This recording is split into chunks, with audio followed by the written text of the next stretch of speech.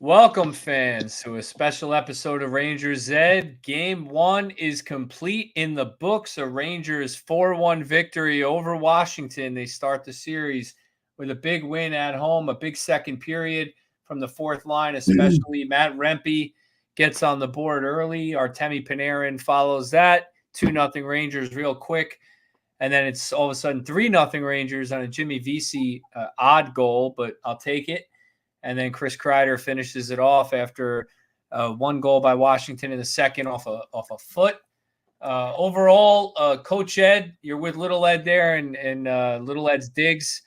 What's your vibe on this, Coach? I'm going to you first. What's your vibe on this game? Is this something the Rangers need to just put behind them and go win another game, or can they build off this?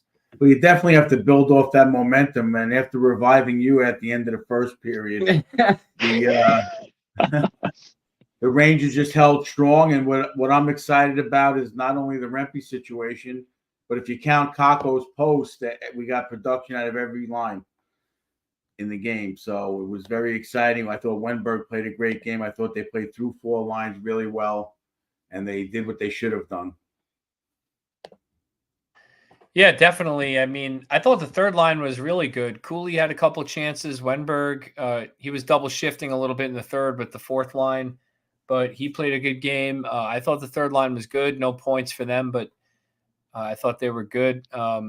Rangers got points from three different lines, though, right? I mean, Zibanejad feeds Kreider on the rush chance, Panarin with the goal, and obviously the fourth line had two goals. So Little Ed, balanced scoring across the lineup. You got to be happy with that. Without a doubt. I mean, I said at one point during the game, never mind Zibanejad getting on the score sheet and satisfying our need for him to produce. He was flying around the defensive zone, doing his job as the center, and he broke up a lot of plays, blocked a lot of shots or deflected a lot of shots. Unfortunately, that one went off his skate, that one goal.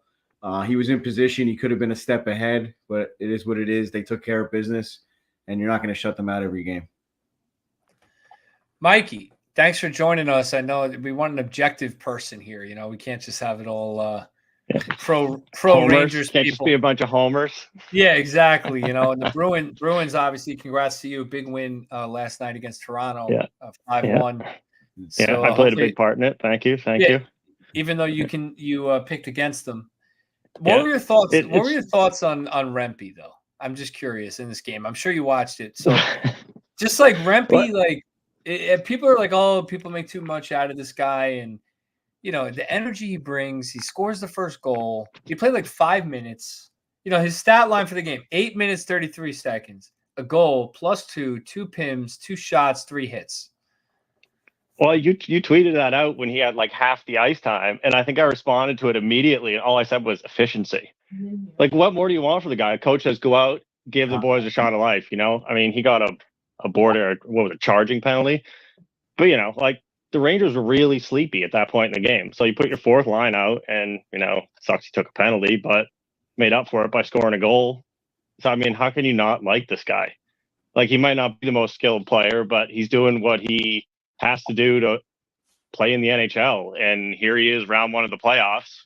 Like, he should be. I didn't see the game stars, but I'm sure he's up there. Come on. What more could you ask for from a 21-year-old rookie on your fourth line in his first playoff game? What was really exciting was they gave all 3 stars, one to each of the fourth liners. Oh, incredible. See, there you go, right there. Paul Gaduzzi on YouTube commented, Matt Rempe played perfectly in his role. Could not ask for more out of him today. Hopefully he keeps it up. 100%. Like I said, what more could you ask for? The most important thing is he behaved himself. They tried to bait him at the end of the game there towards the end of the third period. And he kind of just laughed off McElrath. That's great to see. Yep. An immature guy, he's obviously still very young, but an immature-minded person or someone that didn't learn his lesson earlier in the season would have went right after him and possibly got suspended or something stupid for game 2. So. But I have to say, hold on. And as an objective observer of that goal, he was great that he scored. Electric, blew up the Garden like nothing could possibly have happened for the Rangers. He was so wildly out of position. That puck went in the corner. there was a forward in the far corner and another one behind the net.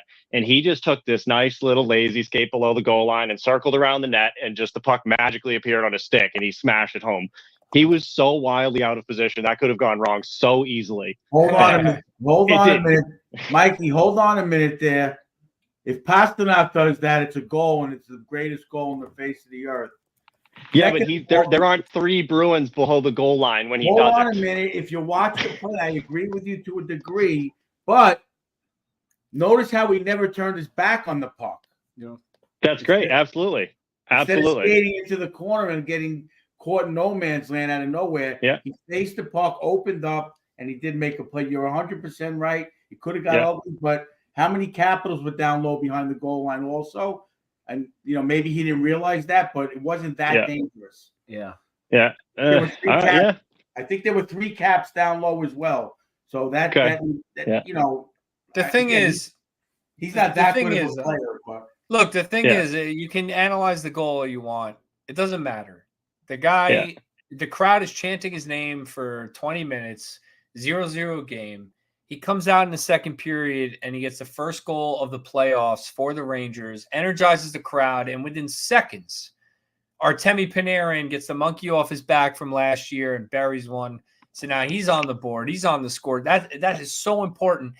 I question whether the Panarin goal even happens if Rempe doesn't bury that goal, right? So, I mean, this is the impact that a guy like Rempe can have on the team. And, Brodzinski has been admirable. So we're going into game 2 here. Does Rempe come in again? I think you got to play the kid. I think he's I know it's a debate. Coach, it's a debate. It's not a debate here. I think we all agree. But I think it's a debate online. So I'm just addressing it. Like, you got to play this kid. It's efficiency in 8 minutes of ice time. The energy he brought in those 8 minutes was impactful in the game, man. It's crazy. And not for nothing. Give the coaching staff credit for after that penalty, knowing the player and knowing the situation and trusting him to put him back out there on a pretty regular shift for that line. That was big. That was a lot of trust. So, Coach, let's talk about the VC goal. Since we're talking about Rempe, I forgot who it was, but he skated right into Rempe's elbow, goes down, creates some havoc in front, and then VC gets the goal.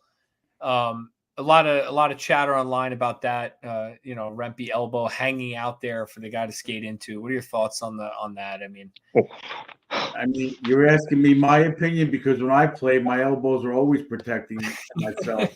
So he's out there and he's trying to cause interference, and the guy's probably 5'10" and Rempe 6'7", so the elbow catches him in the jaw. But for a while there, it looked like a soccer game. The Capitals were crying about every little play. They were going down, getting hurt, and Mikey, what about you objectively on the Rempe elbow? Did you think there was anything there, or did you think it was a little bit whining from the Caps?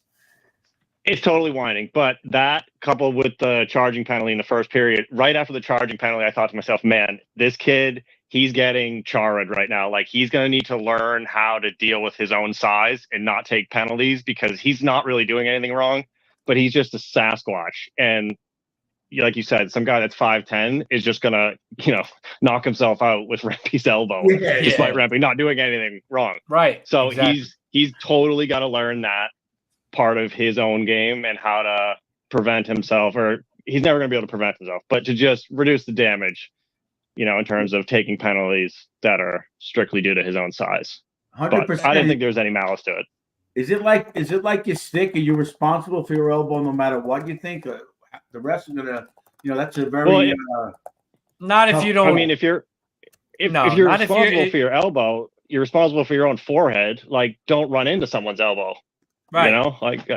That's the Well, thing. If he threw his elbow or there was some kind of movement of the elbow, I would think that you're responsible for it. But if you're just standing there off a draw and someone skates in your elbow, look, I read online a lot with the Zibanejad Pelech thing with the Islanders. There was a lot of, I personally thought Pelech knew exactly what he was doing on that play. He dubs in the chat. A lot of Ranger fans didn't. But like, all I heard from Islander fans was, Zibanejad skated into Pelech. Well, it's the same thing, right? I mean, Rempe's standing still, his elbow's out, and the guy skates right into it. Like, what are you going to do?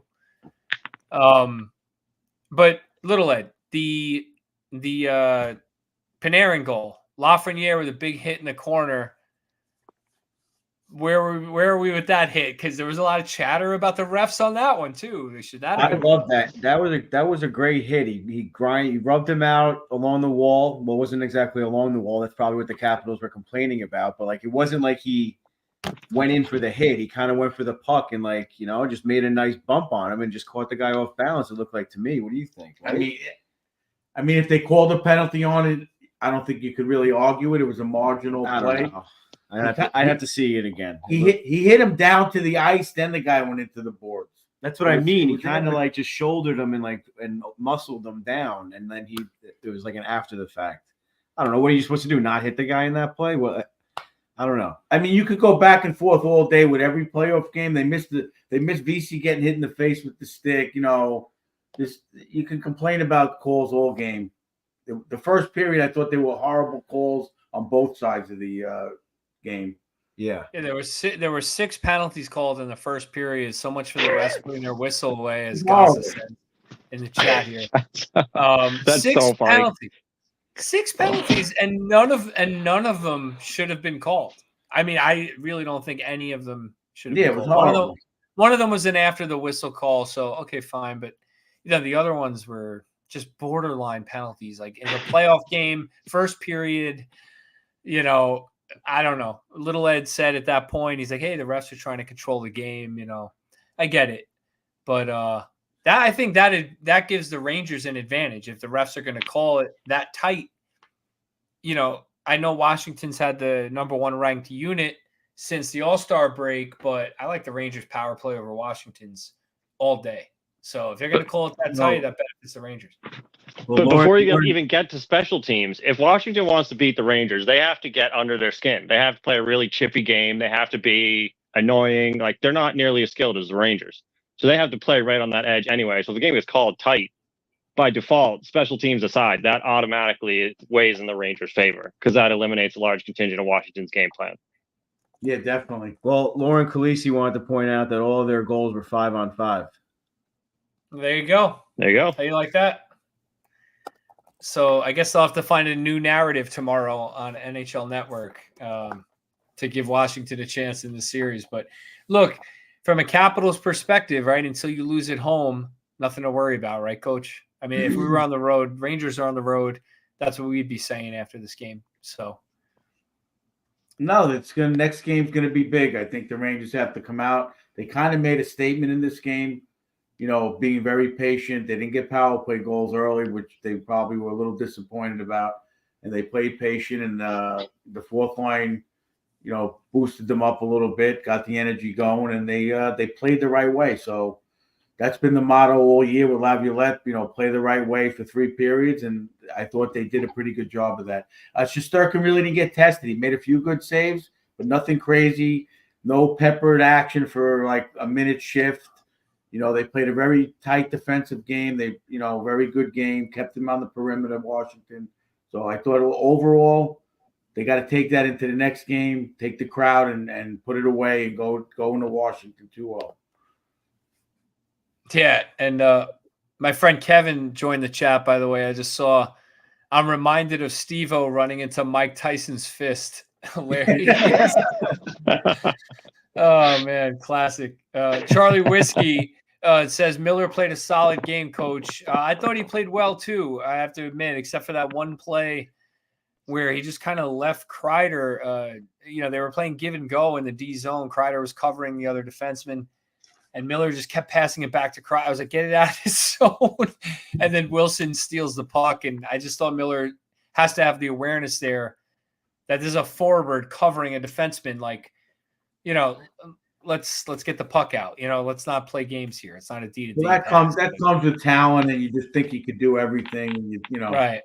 It's almost like they're in practice doing little cycle drills, and he just leaves it, instead of thinking about the moment. Right. Not horrible, but outside of that, he played well though. He did. Yeah, I thought Kreider could have made a better play on that. Honestly, he should have took it and moved it up the wall. But it is what it is. He he looked a lot more comfortable again with Schneider, and I think Gustafson and Trubel are comfortable together as well. So I think the change in pairings definitely look a lot better. So no complaints here on defense. But yeah, Miller just gets a little overexcited here and there, I think, with the offense, especially when they're beating up on a team a little bit or dominating. He gets a little too confident, then jumps a play or something, and then that's when it falls apart. Mike, how was the physicality in the Boston game? I didn't get to see it. It was good. There was it was kind of what you'd expect. A lot of Max Domi and Bertuzzi, what they call physicality, like a lot of stick work and just kind of like sucker punches after the whistle. In terms of like raw hits, I think it was fairly even. Toronto's bottom six hit pretty hard, but they were a pretty big defensive liability. So the physicality was pretty good, but it was pretty average for a Boston-Toronto game. It wasn't anything overly physical. Yeah, that's the only thing I was hoping for. I kept saying to Eddie, we need a nice Trouba or Gustafson or Schneider open ice hit, Really, there were definitely a few of those, yeah. Yeah, but nothing, yeah. It's been strange this whole first round so far. Like even Florida-Tampa, it wasn't like I thought it was going to be a bloodbath, but it wasn't anything overly physical. The Bruins Leafs games where players were credited with 103 hits. Jeez. Yes, that's pretty average for a rivalry playoff series, I'd say. In the Rangers Caps game, 51. Wow, so, that's nothing. But the Lightning. I think the Lightning Florida was around the same as the Bruins Leafs. But it's just that's sort of the game that they play anyway. Like those are the three of the top teams in the NHL in hits. So it's nothing out of the ordinary for the Bruins to have pretty close to that for a hit total in a regular season game. Yeah. Even the Leafs as well. Leafs had more hits than the Bruins, but it was nice. I think the referees did a good job. Max Domi was really shitty, but they didn't really. I didn't see any absurdly blown calls or a few soft calls, but I think that's happened in every series so far. So, I mean, well, here's part of the problem. A lot of people were saying Capitals need to be physical with the Rangers, and if the Rangers play on top of their game, they're going to struggle to hit them because they can't keep up with them. Right? The Rangers have way more speed than Washington. So Washington only 20 hits in this game.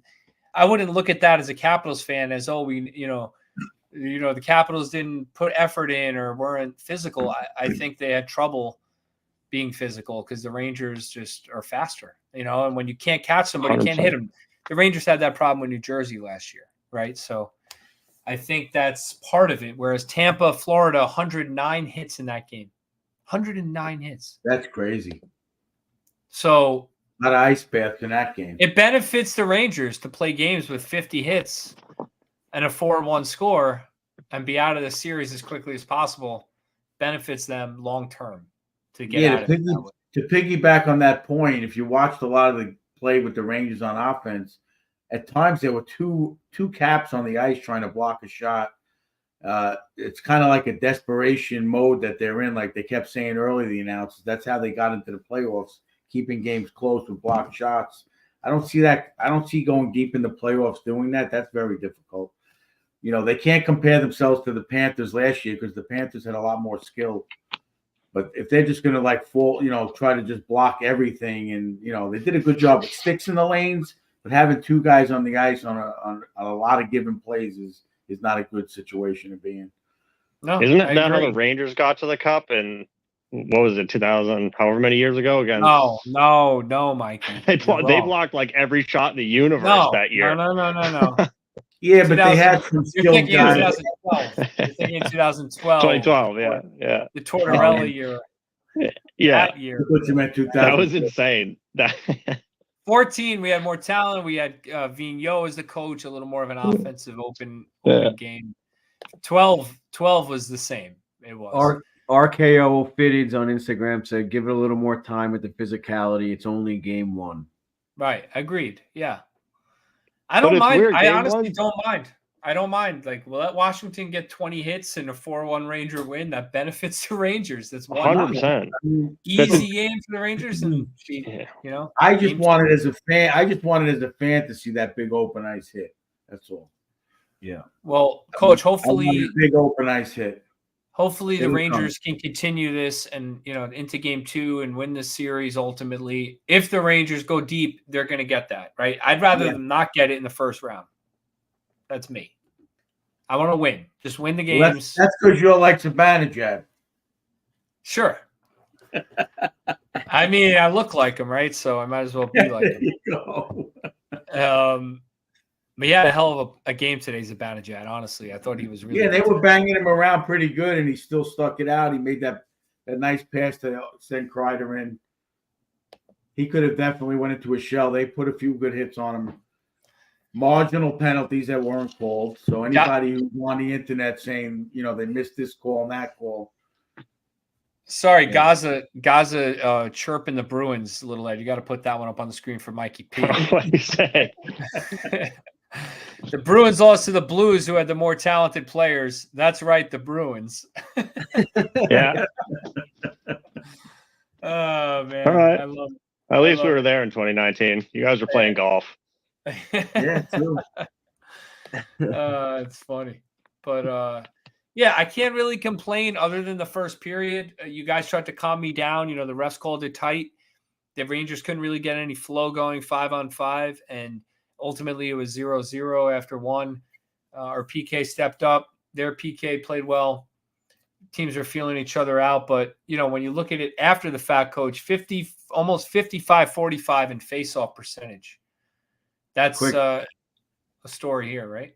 Quick shout out to one of our Stony Brook players, Tyler Edmonds 10 in the Instagram chat. One of our top players Caps can hit all day. You can only get hit if you have the puck.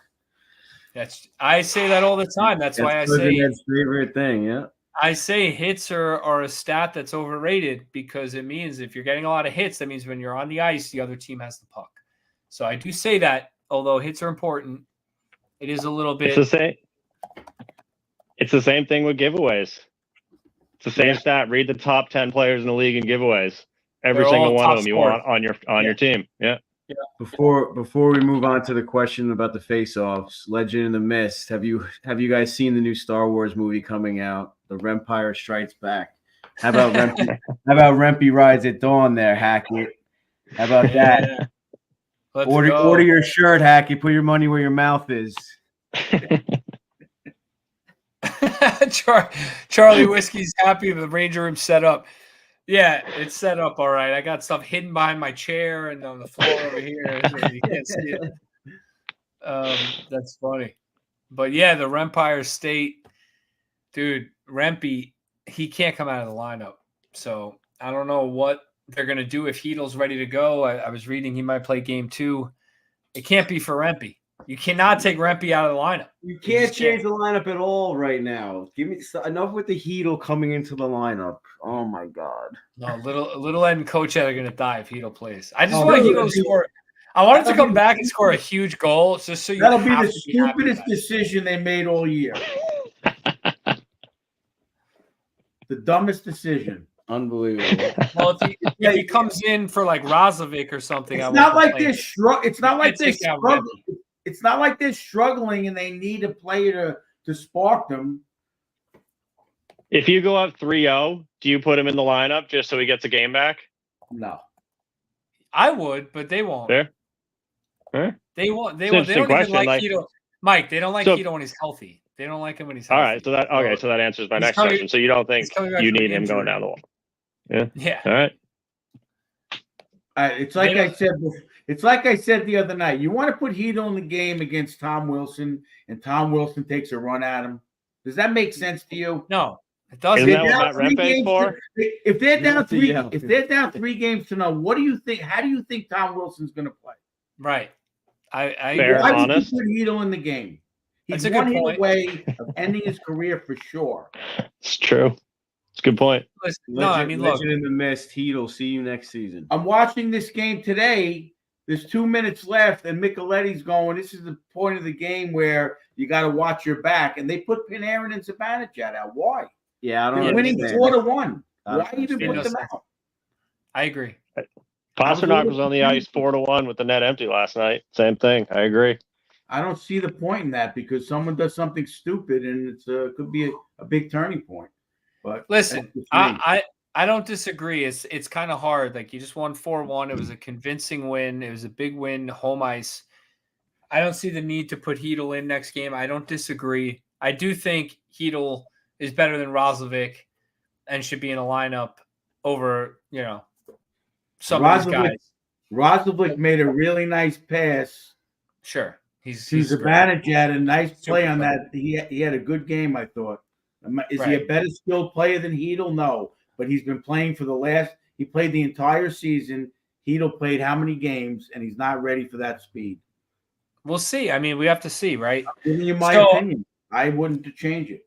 I like your point, though, about Hedel and Washington, especially if the Rangers are going to run the series up. I mean, look, this could be a 7-game series knowing the Rangers. I'm not trying to get ahead of myself. But if the games go like this, eventually Washington is going to get cheap.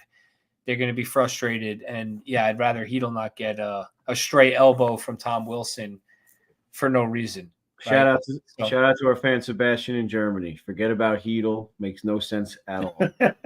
I mean, listen, I don't agree, but I agree generally right now, no need to rush him, right? Legend in the Miz, Cousin Ed getting the doghouse with that statement.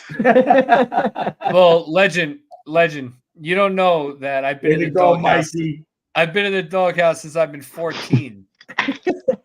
I've been in Coach Ed's doghouse for a long time. Well, listen, Mikey, I just want to say congratulations for being a real man and not letting your wife win that playoff run you had. Yeah, for real. Undefeated since week 7. How was it sleeping on the couch, though? Comfortable. I got 2 dogs and 2 cats out there with me. Allergies going nuts, though. Nice. Gaza said hopefully Hedel is checked out this season, and he spelled checked like Czechia. So that's a good one. Gaza, Megan, Tennessee Meg, I think this is why fix what isn't broken. So yeah, let's see how it goes. Let's continue on. But we do have a good question from CW. We did talk about this during the game. Coach Ed, why did Lavy play small ice time on Rempe in the 4th line with how well they were doing? In the 3rd? In the 3rd period, I assume that means, yeah. Well, it's what I think I agree with what Micheletti said. They had a 3-1 lead. That's still a comeback type of game. It's one shot away from pulling the goalie for the Caps. And he just didn't want Rempe to be in a position to make a mistake so young. When 4-1 came, he put him back in to give him a little more experience. So I just think that's his way of kind of protecting the confidence in the kid. I didn't think it was a bad move. Yeah, I mean, I questioned it, but I see the point. It makes sense. Honestly, you put Wenberg with Gaudreau and Vesey, and they played well too. I mean, so Wenberg is a smart player. Watching him, he's a very smart player. He's a good player. Yeah, he's a little bit vanilla as far as physicality and scoring chances, but you get what you get out of him. He's a good back checker. He is a good forechecker. That's important. He does everything well, but doesn't excel particularly at anything. We got a guest backstage. We had live boots on the ground at the game. Nikki Bloggs is going to join us. Nikki, hey, how are we, guys? You just got back from the game? I did. I just got back home. I wanted to go live from the Garden, but reception was brutal today. Record timing. Yeah, I caught the 6:07 back to Jersey, so made it in no time. Yeah, next season they got to have Wi-Fi throughout the Garden, I think, for everybody. Yes, they need that. Let's upgrade. So, Nikki, give us the atmosphere there with that exciting entrance, the national anthem. It looked like it was great to be there. It was a perfect day for Game 1, guys. They came out and played exactly how we would have wanted them to play. They had the crowd involved early. I readily admit that I was a little, reticent to put Rempe in the lineup for the playoff games, but he was excellent today. The whole 4th line was awesome. I don't think you could complain about a single Rangers performance, but the atmosphere was excellent. The crowd was into it with Brancy getting everybody going, and Bob O'Reilly gets everybody fired up. And from there, the boys just took over. Second period was electrifying. Nice. Rempe's goal. I want to know the crowd when that happened. It must have been insane. That was one of the better crowd pops I've heard at the Garden in a long time. Sorry, get the hand out of the camera there. But the place was rocking when he scored. It absolutely erupted, and everybody just, he gets everybody fired up, and you feel the intensity that he plays with and what he brings to the table, and just feels like that it's that extra push that sometimes it does make a difference when the Guard's into it like that because of him. Yeah, and you guys can check out Nikki's blog at BroadwayBreakdown.com. Look for rundowns on the Rangers, Knicks, Yankees, Mets on the site tonight, tomorrow. A lot going on. Knicks obviously in the playoffs, Rangers in the playoffs, and the Yankees and Mets keep winning. So a lot of good stuff going on. And check out Nikki's blog, BroadwayBreakdown.com. Thanks for joining us, Nikki. Of course. Dude, I gotta say, I knew it when it was 3-1. I said in my head, I didn't say this out loud because I was pacing around the room, but I said, Mika and Kreider are going to get some kind of BS goal. I just knew it. Just to shut the fans up. And then they get the stretch pass. I mean, that is their game, right? So, what was the vibe in the Garden before that? Was there a lot of Mika hate? I feel like he's been getting a lot of hate online. Was there any Mika hate around you in the seats? I got to tell you guys, and I've said this about this fan base before, but even when not given a common enemy, we'll fight each other. It was got to be the angriest crowd in the world for being up 3-1 in game one of a playoff game. It just made no sense. And playing as well as they did. I mean, every line, every defense pair, Igor, everybody was on their game. The Capitals never felt very threatening today. And yet they still felt the need to. I had people next to me a section over arguing about whether Jack Hughes is overrated or not. I mean, we're playing the Capitals. Like, well, let's get it together here, everyone. I wasn't at the game, Nikki. What are you talking about? Listen, I'm here for some Jack Hughes slander every now and then, but it was such an odd vibe. I thought, that line, they did a lot of things that went under the radar early in the game. They forechecked well. Roslovic was really aggressive today. He and Mika did some good things on the cycle. And then, Chris gets behind the D. He almost scored early in the game, and it felt like it was kind of coming for him as the day went on. But that home run ball, and I mean, I was waiting for him to let out his infamous scream, and as soon as he landed against the boards, he was loving it. Nikki quagmired when Kreider scored that.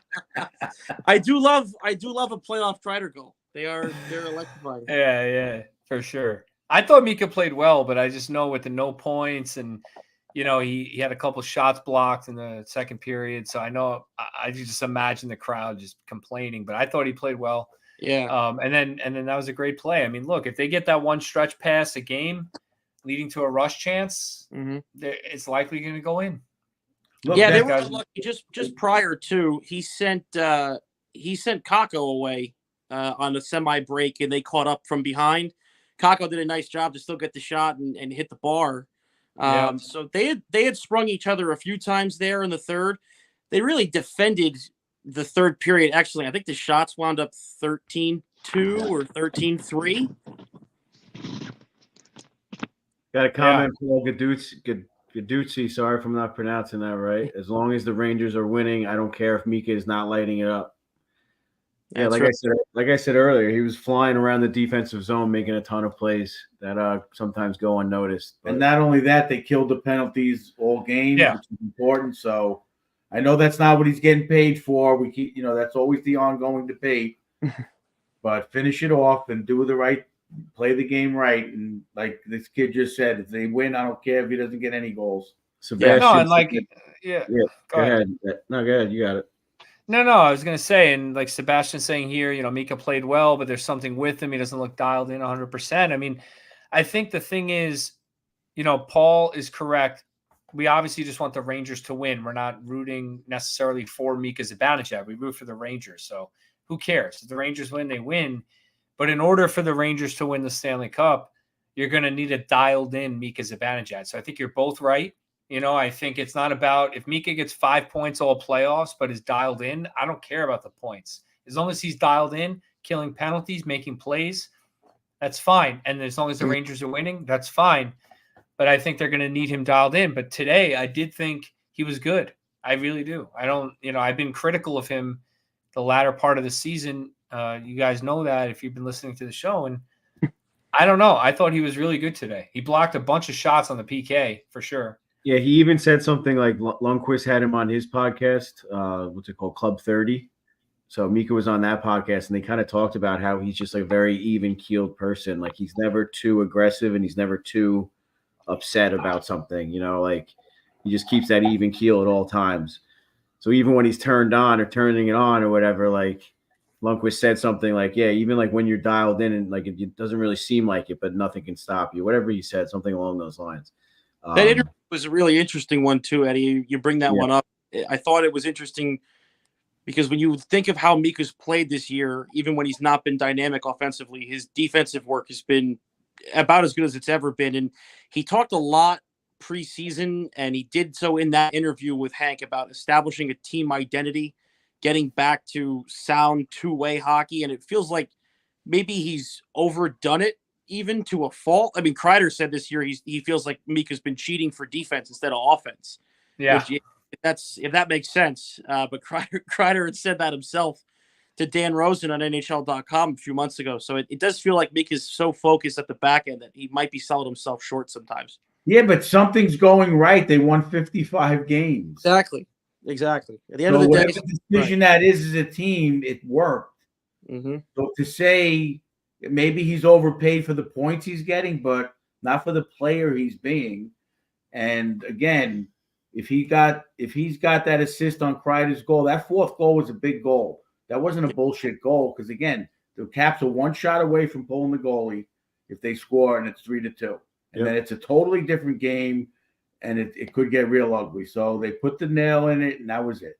Shout out to Verta Kelly on Instagram, said Kako was great on the forecheck today, Nikki. Cousin Ed made a comment in our chat that he wasn't showing up on the stat sheet, but I think he made a lot of good plays, a lot of good forechecks. Like Kelly's saying. No, I know. I was making a joke. You always got to be on Kako. It's okay.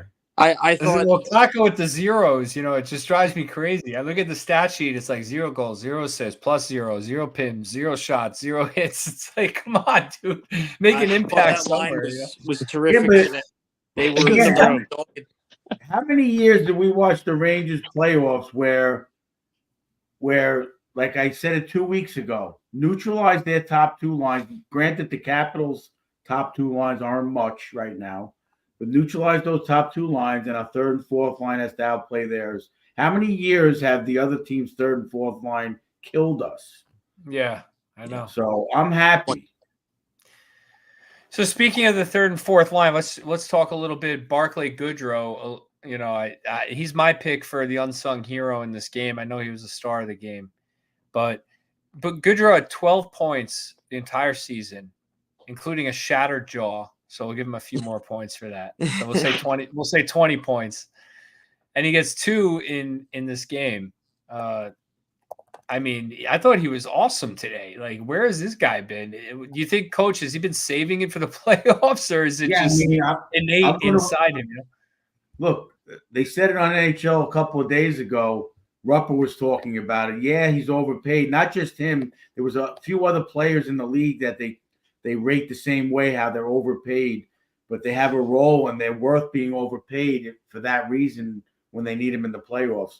I mean, you look at not only the points, but there were a couple of instances where they were trying to go Rempe into a stupid penalty, and Goodrow just went right in front of him and took that guy on face-to-face, just distracted the whole situation.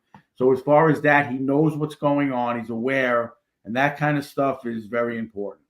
Kreider did the same thing. They were going at, I think, Cooley at one time, and Kreider just jumped in front of the guy, pushed him away, and blocked out the whole play before anything could get worse. And, that's part of a big team game, and those kind of things are invaluable. That kind of a very intangible. Yeah, and then Little Ed, we got to talk Artemi Panarin. We mentioned it earlier. He scores the second goal of the game. Last year, no goals in the first round, a 7-game loss to New Jersey. He was highly criticized, shaved his head, went to Russia, said he had like spirits in his hair or something, shaved his head. comes Became a back. serial killer. 120 points. Seriously, 120 points this year, and he gets one in the first game. How important is it for Panarin, as Charlie Whiskey says here, with the monkey off his back? How important is that for him to get that goal in this game and just kind of breathe?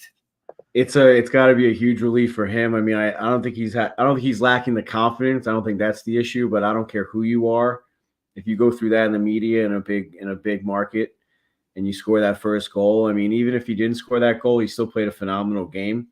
He was making a ton of plays, a lot of confidence with the puck, dumping the puck in when he was supposed to, carrying it when he was supposed to. He got in the mix a little bit or whatever, sticking up for his teammates. You know, he's just dialed in. He's a different Panarin, definitely, than we saw last year. And, hopefully keeps it going. For anybody that doesn't appreciate the finer skill points of hockey, that goal was absolutely nasty. That shot, Lindgren's one of the few left-handed goalies in the league, and he shot that. If that goalie's right-handed, that never goes in. That just bounces off his stick, dead goal. But that was such a beautiful shot on the left side of the net there, and it was a fantastic goal. It was an effortless. That's the 7-hole. Yeah, it was so nice, so nice. It was, and you could see it in his reaction, you know, to the point in the comment, the weight off his shoulders on that finish.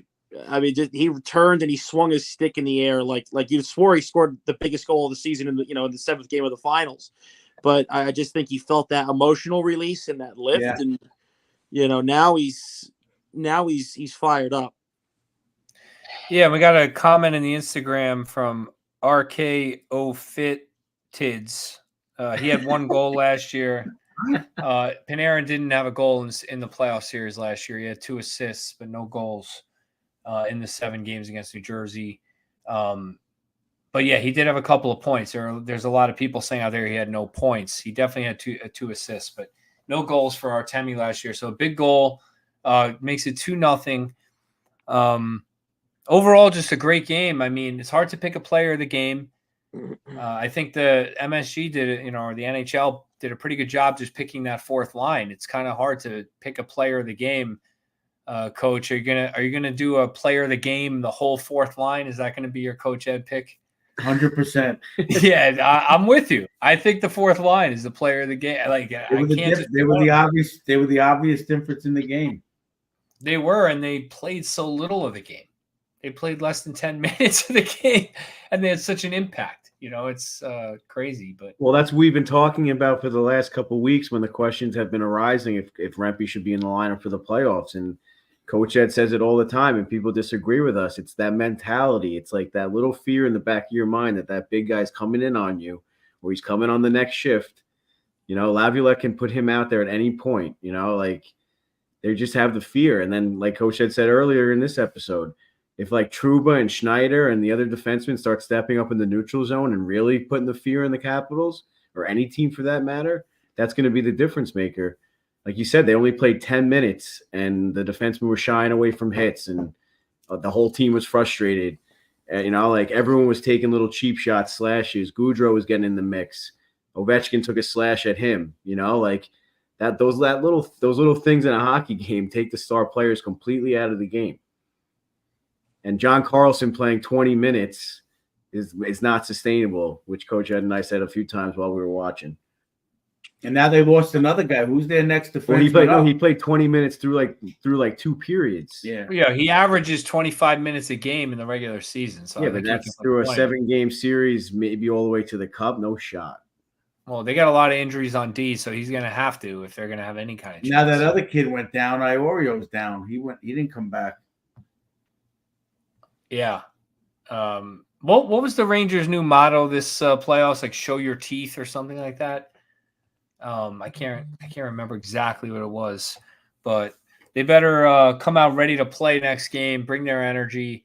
Game 2 in Madison Square Garden, Tuesday night at 7 p.m. The Rangers got to take care of business at home, and it's not a series until they win. It's not a comfortable series until they win one in Washington and take care of business at home. So one game, they took care of business tonight or today, but they got to carry it into the next game. Charlie Whiskey says, hope everyone's on the bracket challenge. Well, it's closed. So I hope Is it everyone's officially in. closed? Last year they kept it open for a little bit. It because, might it's today kinda might be the cheap. last day. I think it's All kind of right, cheap. well, It's if open you're with a couple wins. whatever. If you're watching, go to the link in our Instagram bio, Twitter bio, whatever. Join up in the league and DM us for the password. It's never too late to join. Unless the NHL says no. Well, unless it's closed, then it's too late. Yeah, unless it's closed. Look at On the- our look end, at it's the never live too late to being join. Look at More little the, Ed more being the nice. merrier. Because if you're that worried, then change your bracket. Go ahead. We'll let you do it. Nah, I got the Rangers winning the Cup. I can't go any other way. So it's not changing. It's not changing now. But all right, boys. Last words. Last words on this game. Game 1, Rangers 4, Washington 1. Get your Rempe Rides at Dawn shirt. Hit us up on Instagram at Rangers Ed Pod. What is it? Rangers_Ed.pod. Hit us up there if you want that. It's $16 plus shipping. That's the pre-sale price. Once we get it online on pre-sale's over. BroadwayBreakdown.com. Pre-sale's over. $20 now. Oh, sorry guys, you missed out. $20. Missed the boat. Pre-sale's You just over. missed out. It just went up again. 25. No, I'm just kidding. You gotta get that jersey, the shirt though. It looks dope. Obviously, Coach Ed modeling it. I see little Ed keep modeling it. Coach Ed's not really showing it off, but hold it up, Coach. They can see the dad bod. See dad bod. It works nice. The shirts fit all kind of body types. That's for sure. But all right, more hockey to watch. Hopefully, the Rangers keep it up. Last words, boys. Let's go Rangers, baby. I think we got one more count on. Let me see if I can find it quick. They got to win 4. It's only 1. I'm not getting overconfident. It's a start. That's all it is. It's a start. Yep. Sebastian says for every goal the Rangers score that Rempe scores, the price goes up $5. Seriously. Wait, Coach Ed from CW. Coach Ed needs to open up a hot dog joint and call it Coach Ed's Doghouse at this point. Seriously. And we'll end on this note.